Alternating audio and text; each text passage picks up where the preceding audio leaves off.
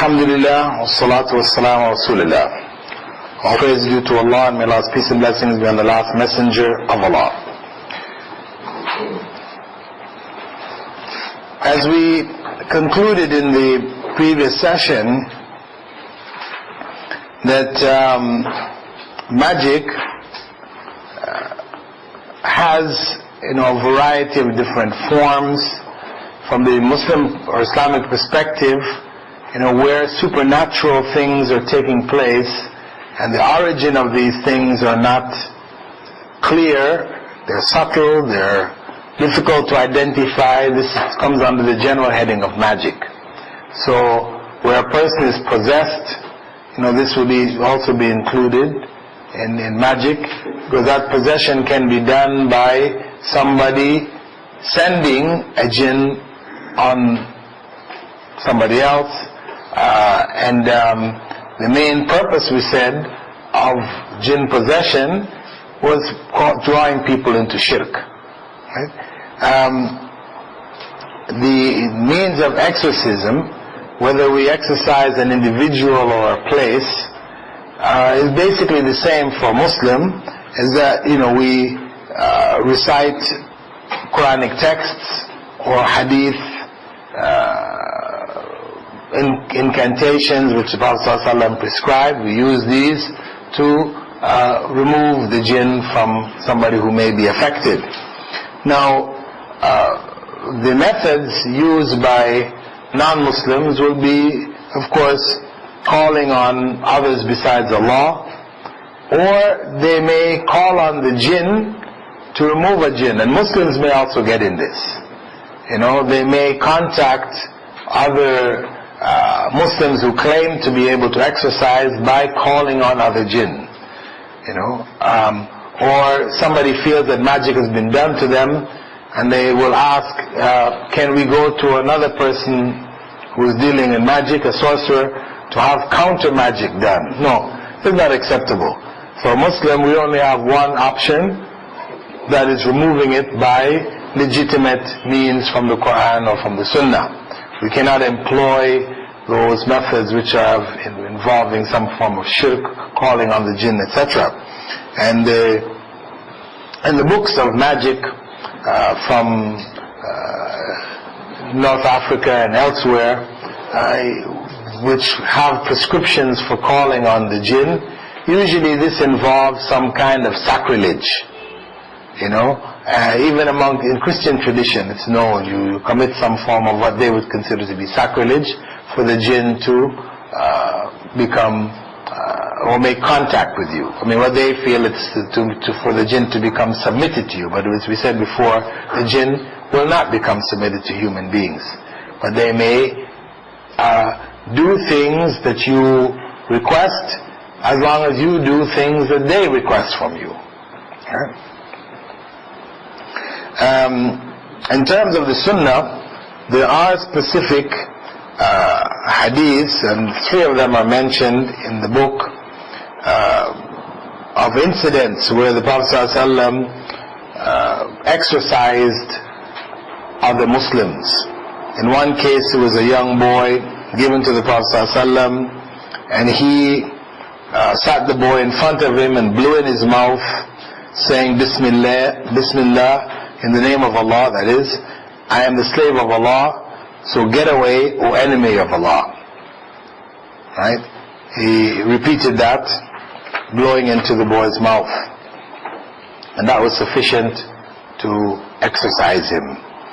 In another case, he was given a boy also, and he hit the boy on his back,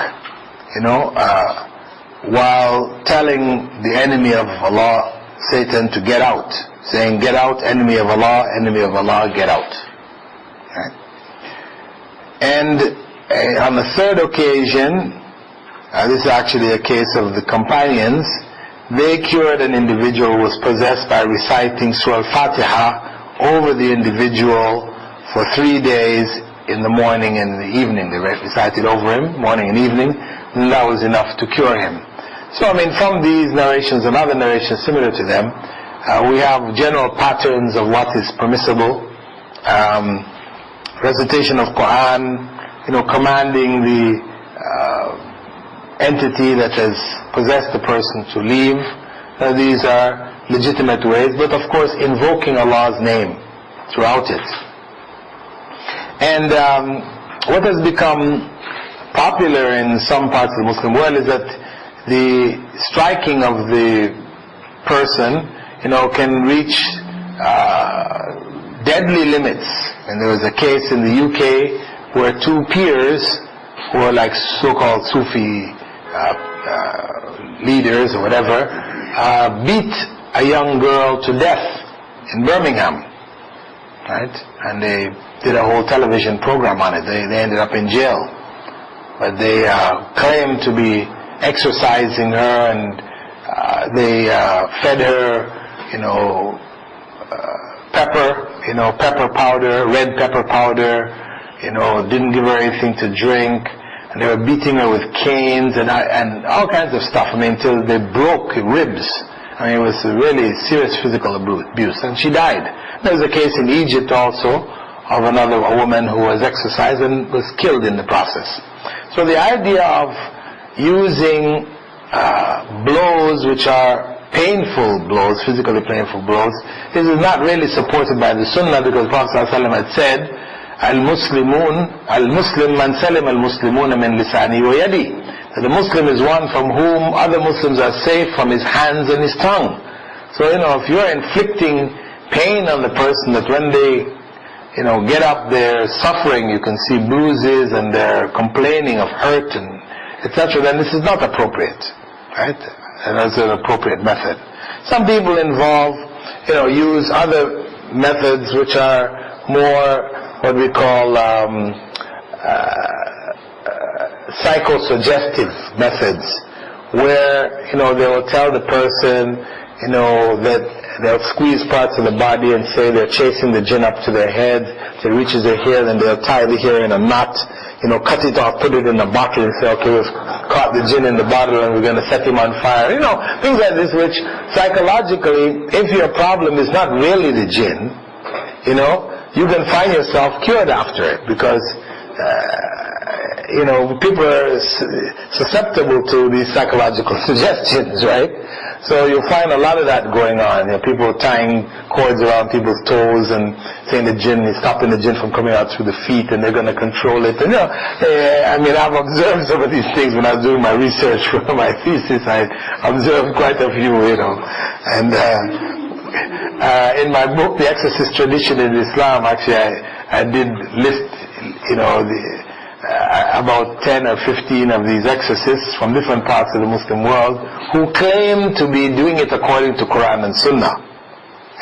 Those who are not, so many I didn't even bother to get into that area, because they're doing all kinds of wild things. But so if you think that's crazy, they have in Egypt a thing called the Zar, which is a means, actually is mostly practiced amongst women, where they get the women into a dance, they're beating drums and they dance around and and they go into a state, actually into trances, to get the jinn out.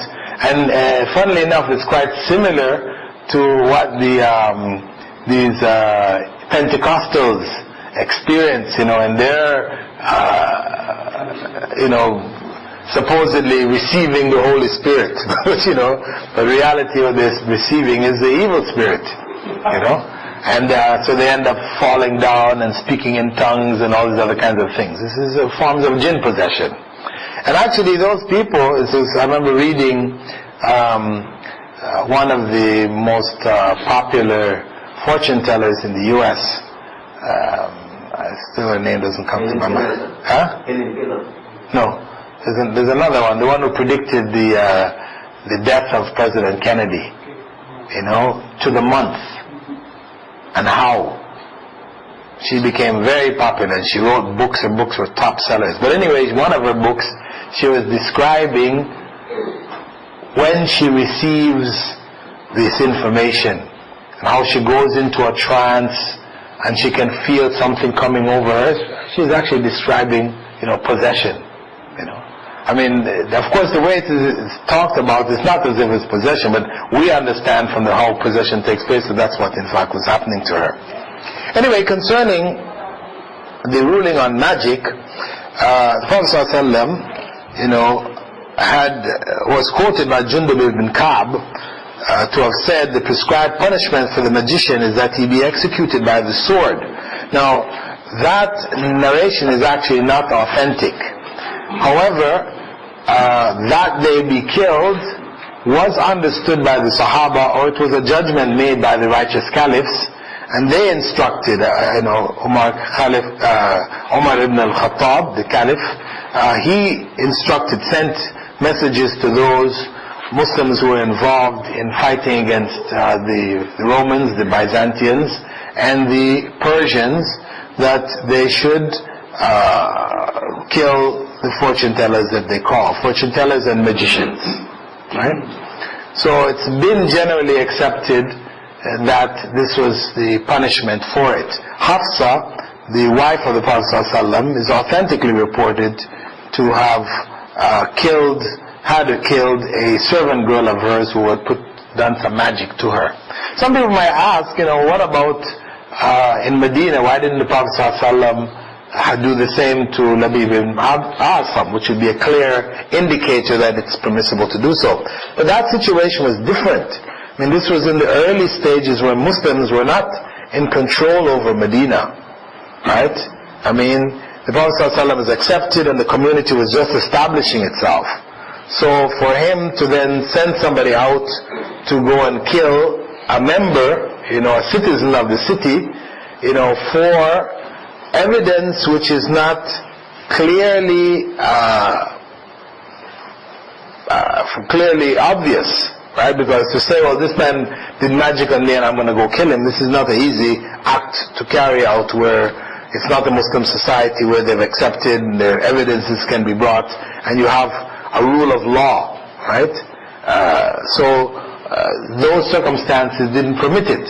But the fact that the wife of the Prophet ﷺ practiced it, and even in the Torah it is stated there, a man or woman who is a medium or wizard shall be put to death. They shall be stoned with stones and their blood shall be put upon them. So it is in the Old Testament that magicians and fortune tellers are supposed to be killed, so it's not something new in that sense. And there's also a recorded case of one of the companions during the Umayyad Caliphate, where the Islamic law had become, its application had become weaker. They were no longer, stringently keeping away these kinds of individuals, magicians and things like this. In fact, they had been included in the court, and there was a particular individual who was performing acts of magic, cutting off people's heads and putting them back together again, and people were just shocked with it, calling out Subhanallah, and saying he's able to give life to the dead. I mean, this is the impact that it had on the people. So this companion, his name was Jundub ibn Azdi, when he saw this taking place in the court of one of the caliphs by the name of Al-Walid ibn Abdul Malik, he went home, got his sword and came back the next day.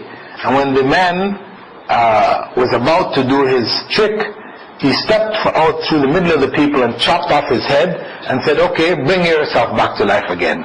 If your magic is real, bring yourself back. They arrested him, of course, he was jailed and everything else, but he just put an end to it right there, I mean, this was Sahabi, Sure. And this was still Islamic State, where there was a rule, of Islamic law, even though it wasn't properly implemented.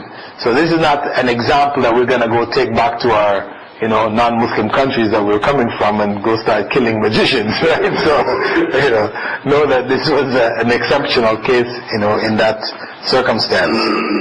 Anyway,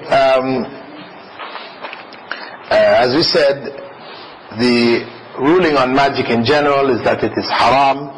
Muslims are not allowed to practice it. If we learn some of the tricks and we use it just for entertainment where it is shown what is done. So nobody is fooled by it. Nobody's fooled into thinking that you're actually able to do something which is not, which is, you're creating objects from thin air, because that's what you do. When the person moves his hand like this and then he ends up with a coin, he's implying here that he's able to create things from thin air. So it's giving himself creative powers. So if he doesn't explain to people that this is just a trick, it's the hand is faster than the eye, they say. And even as a optical thing, is if you take a pen, right, this pen is stiff, but if I do this with it, it appears to wobble, right? This is a thing, you can do it for kids, right? You do it like this, you wobble the pen, and it gives the effect as if the pen is rubbery, but yet the pen is in fact stiff. That's because the eye is not able to follow the full movements, and this is what it gives the effect of the rubberiness. Similarly, when the person is doing the thing with their hands, they're not producing it from thin air, they've got it up their sleeve or whatever, and they're just moving their hand too fast for your eye to follow. That's all, So doing that, as I said, where it's just something and you're explaining what you're doing afterwards, you clarify it to people so people are not fooled by it, then we can say, that may be permissible. But in general, it is not something which should be encouraged. We shouldn't encourage people to watch it, our children to watch it either, because, it can go into their hearts. And, especially when you see people like David Copperfield and others, who are doing acts which really do indicate that they're dealing with the jinn, because they're beyond the scope of, trickery, causing an elephant or 747 to disappear, 747 airplane. This is not something you can pull a trap door and drop the 747 through, You turn the lights out, somebody runs and grabs the elephant and runs away with it. It just doesn't happen, right? You can't do that, right? So obviously, he's dealing with another element, right? Quite possibly the jinn. So these kinds of things, of course, we have to be careful. I mean, though we might find it entertaining and it's fun to watch, etc., if we, maybe as an adult you have awareness that, okay, this is not real, or maybe it's dealing with the jinn, but for younger people, your family sees it, it may enter into their heart, they may have this desire, they may have these doubts, etc., which can come about Allah. So really, as a Muslim, one should keep this away really from the family. And actually, really, as Muslims, we should avoid it, even not watching it for entertainment ourselves. Okay, so this basically covers the chapter on magic. In our next session, we'll go and do chapter 8, which is on transcendency. I'm not going to go on now. I'm going to stop here. I'm just telling you ahead, so if you want to do a little bit of reading ahead for the next session, we'll cover transcendency and possibly chapters 8 and 9, in the next session, next 2 sessions, right? Okay, a question? We'll take some questions now. Explain divination and necromancy with some example. How it is. No, divination. There was a question concerning explaining divination and necromancy. We had already said that in terms of definitions, it was explained earlier that the names necromancy, divination, these are among the names, along with sorcery, etc., which are used for magic. They may make some finer distinctions.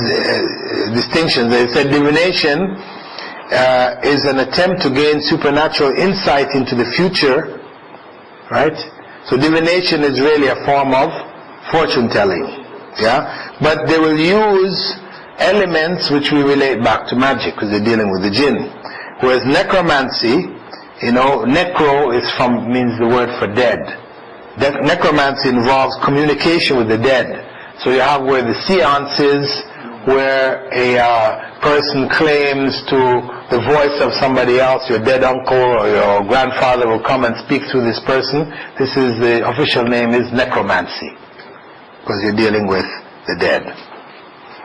Divination attempt to gain supernatural insight into the future. So divination is a form of fortune telling. It's just fortune telling.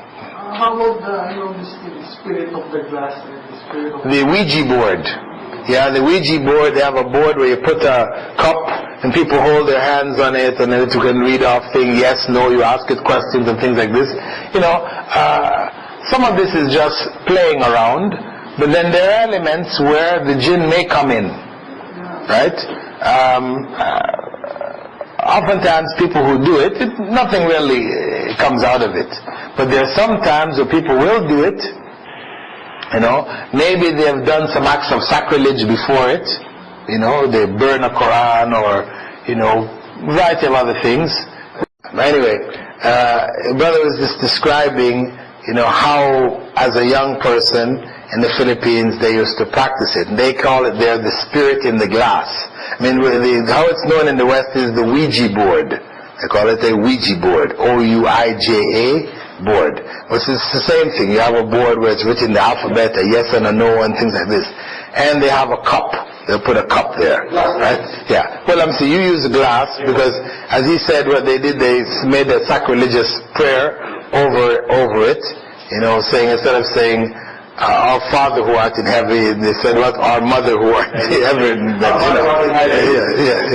Yeah. So anyway, after that, then they covered it and turned it, on the board, and then they all put their hands on it, and then one of them asked, if there's a spirit in the glass, because they're believing here that a spirit is actually going into the glass. The others who do it with the Ouija board, where they just put the cup and they put their hands, they believe that the spirit is guiding it. They don't necessarily believe there's something caught in it. This is just your version. People just in different places, they make up their own version. And I'm sure if you go to India, they have another version of it, whatever. They have a pot instead, yeah. Okay, yeah. Anyway, the point is that when they held their hand on it, and they asked it questions, if there's a spirit in the glass, then go to yes. And though everybody is just placing their hands on it, it seems like the thing moves and goes over to where it says yes. Because on the board they'll have alphabet, but usually they have a circle, one that says yes and one that says no. Also, so that keeps it short, right? And after that they ask it other questions, etc.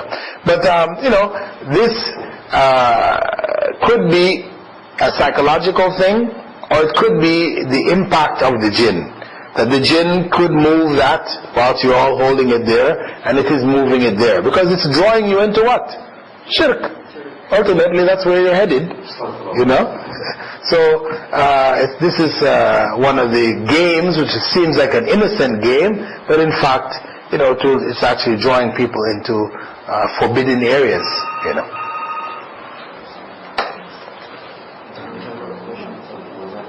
Wa alaikum salam.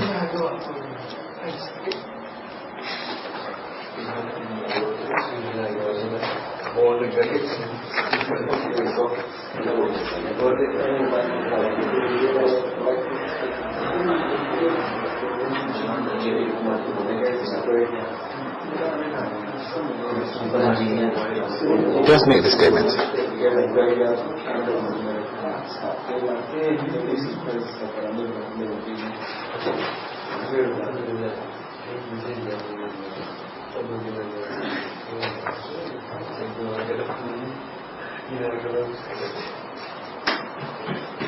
Okay, inshallah.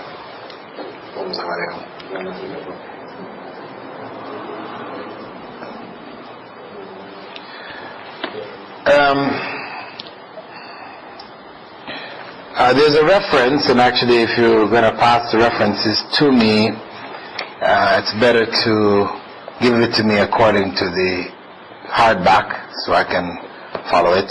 Anyway, it was in reference to possession, that people may be possessed by spirits or jinn, okay, it's on page 121 here. It says,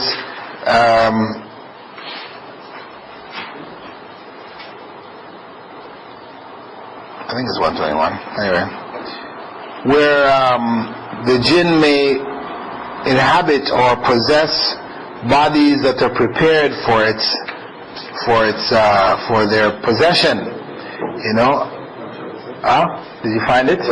Anyway, the point is, what is meant by bodies which are prepared for possession is, you know, bodies, people who have themselves been involved in some acts of sacrilege. This is where you open yourself up now to possession. You know, this is the people who do seances, you know, who have spirits speaking out of them. And some cases it's just fake. In some cases it can be very vivid, can be very real.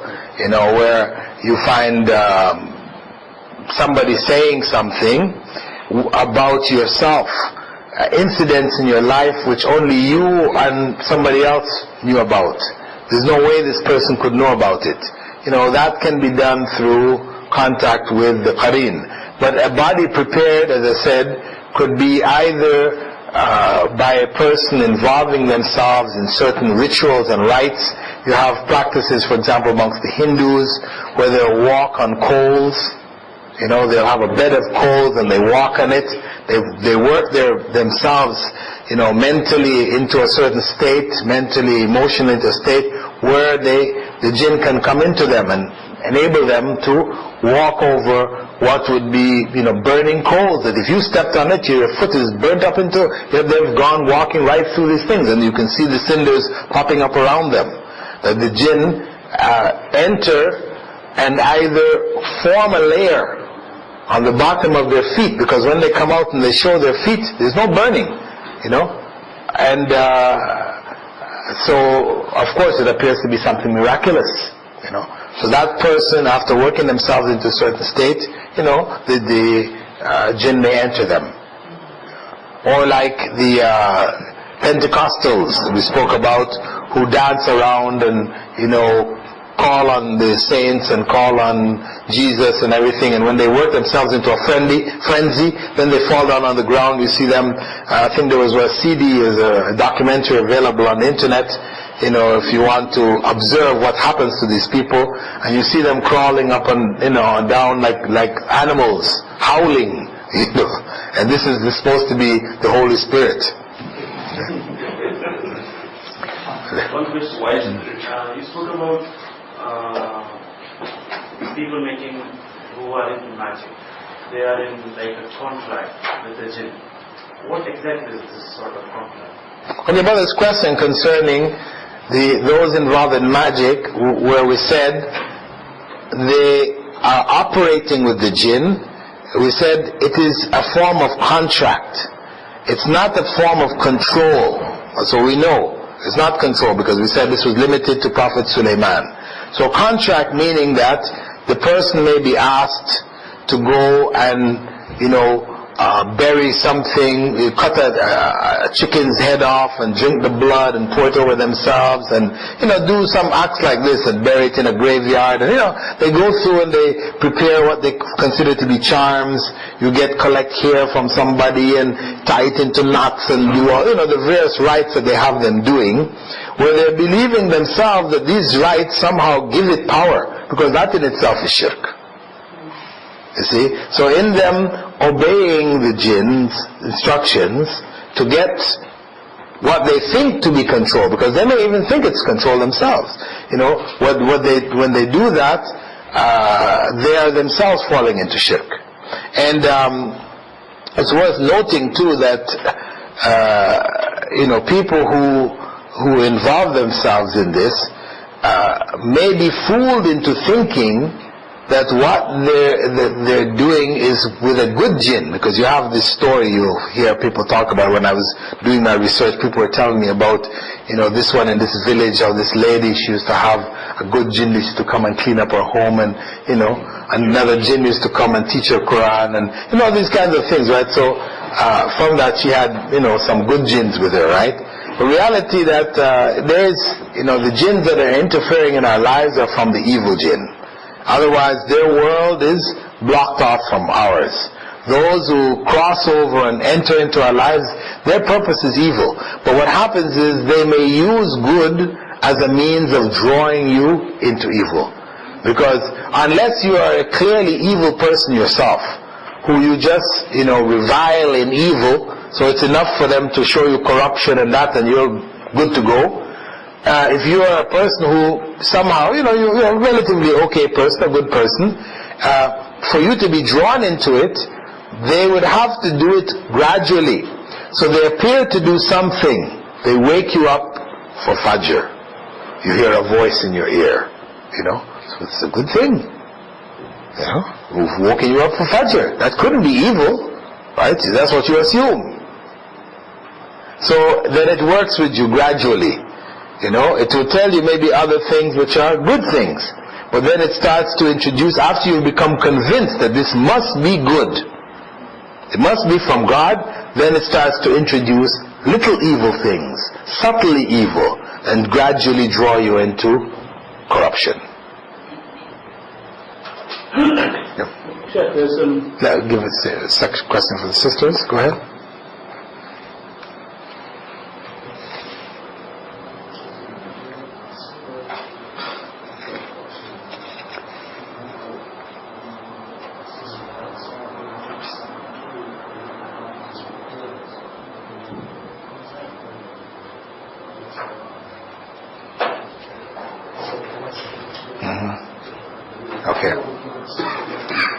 Okay, the issue of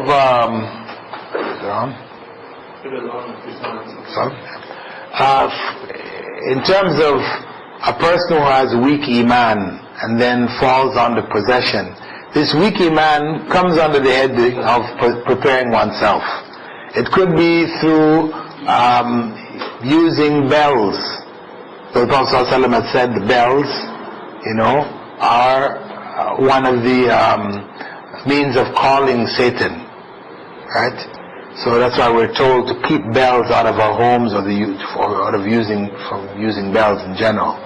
So any of the other means which drive away the good angels or whatever, and open us up then for evil influence, these are considered to be ways of preparing ourselves for entry.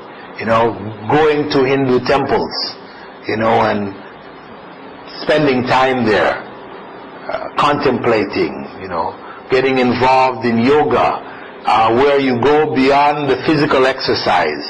You start to learn about the chakras, and then you start to try to do, or you're doing kung fu, and you go into the chi, and where the chi is in the body, and the spiritual elements which have to do with the jinn.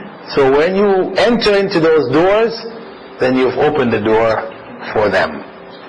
So it could come in a variety of different ways. Go ahead.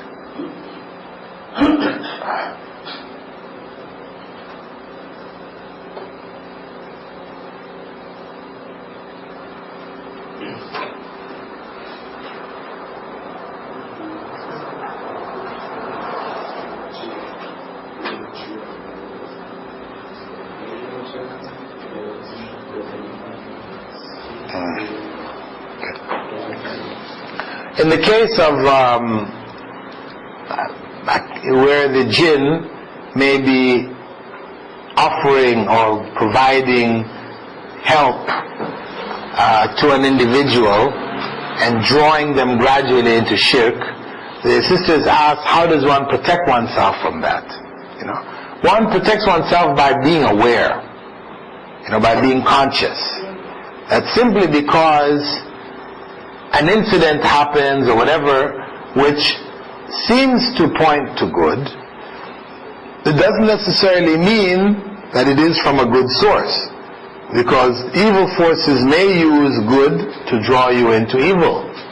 So just by being conscious and aware, this is your means of protecting yourself.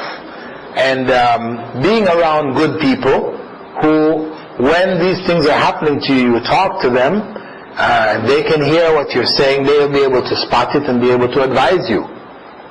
When you're on your own, as the Prophet ﷺ had said, that the person who splits off from the main group is by themselves. They're like the sheep that splits off from the flock. They become prey to the wolves. So staying close to the community, being aware of how evil operates, these are ways of protecting oneself. And of course, the du'as that the Prophet ﷺ gave, to seek refuge in Allah, to protect oneself from the evil forces. So one utilizes them. And that's why even the Prophet Muhammad ﷺ, in the early days of his revelation, he feared that it was from the evil sources. Even though it sounded like something good, but the way it occurred made him wary and scared. But then Khadija had advised him that no, this must be from Allah, etc., etc. You have some Sufi orders that inside masjids itself, there are people doing some ritual. They'll cut themselves and there will not no bleeding or whatever. Yeah, we have these rituals, and it's done in all the groups. You have Hindus, you have others doing it, where they will stick, rods through their cheek and no blood comes, or through their tongues or in their arms, and also some of them that will beat among the Shia, they will do it in certain states. They will beat themselves, cut themselves, and normally if you were to cut yourself with a meat cleaver and that, you'll be bleeding profusely.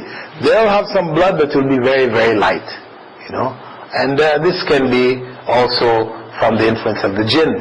We also find, for example, in the West, they have what they call stigmata, where some people at around Easter, they start to get blood in the palms of their hands, and which is supposedly when Jesus was crucified, he was nailed.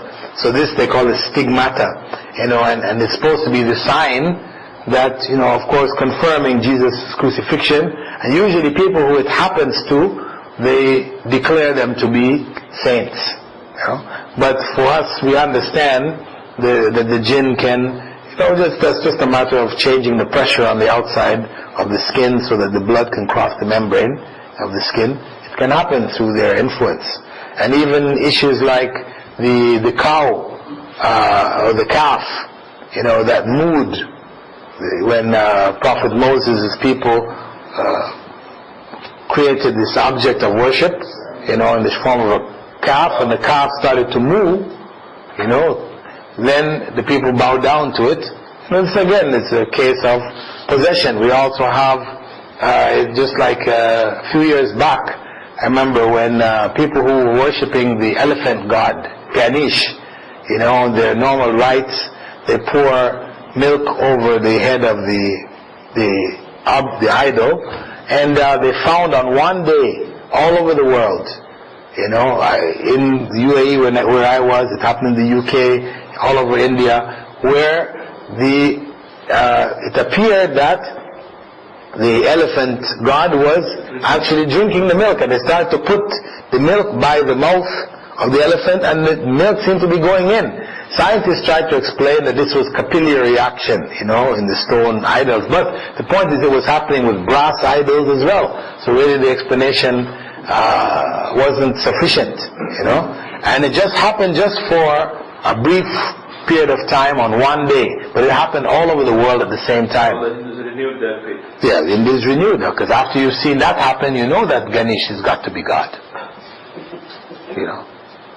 And the same thing with the apparitions. People have seen apparitions of the Christ child, Mary and the Christ child, things like this in different parts. Or there was this statue of Mary in a village in Ireland that started to rock back and forth. They tried to, why is this rocking? And they even brought seismologists to try to see if there was some underground movement of the earth which was causing it. They couldn't find any, and it continued to rock, And this became a miracle, and they built, a runway. It's a little village, which only has, maybe about 200 or 300 inhabitants. But they built a runway for 747 planes. People were coming from all over Europe because this was a miracle. coming to pay homage and to see the statue rocking, right? Eventually one of the priests there, he smashed it because he felt it was from some evil source, right? And they arrested him because it just ruined their business, because the little town became a booming town after that.